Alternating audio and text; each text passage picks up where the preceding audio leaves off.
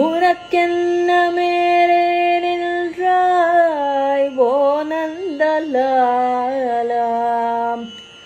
உனதானை பாடுகின்றேன் நான் ரொம்ப நாளாம். இந்த சாங் கேட்ட ஒரு வெரி ஹாண்டிங்கான ஒரு எமோஷன் இருக்கும்.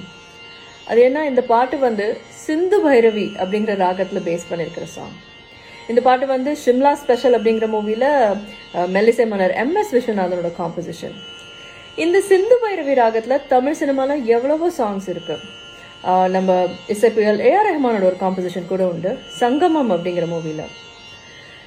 மார்கழி திங்கள் அல்லவா, மதி கொஞ்சம் நாள் அல்லவா, இது கண்ணன் வரும் பொழுதல்லவா.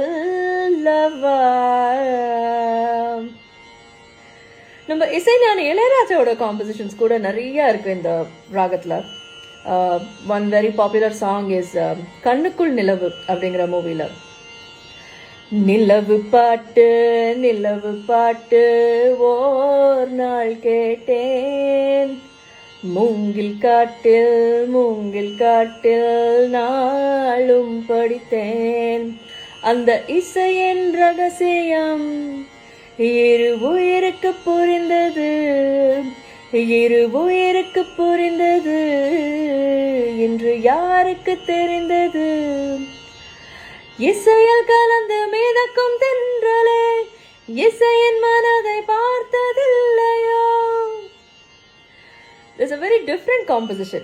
இதே இசைஞானி இளையராஜாவோட கம்போசிங்ல அந்த பாட்டு வந்து எஜமான் அப்படிங்கிற மூவில வரும்.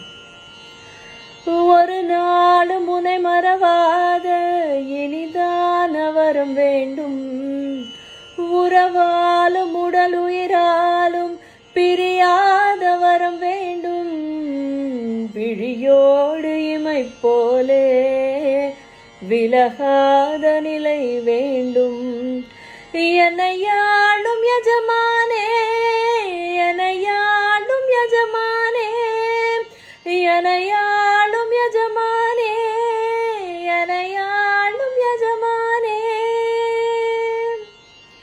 இந்த ராகம், இந்த சிந்து பைரவி ராகத்துல உங்களுக்கு என்னெல்லாம் சாங்ஸ் தெரியும்? Please comment.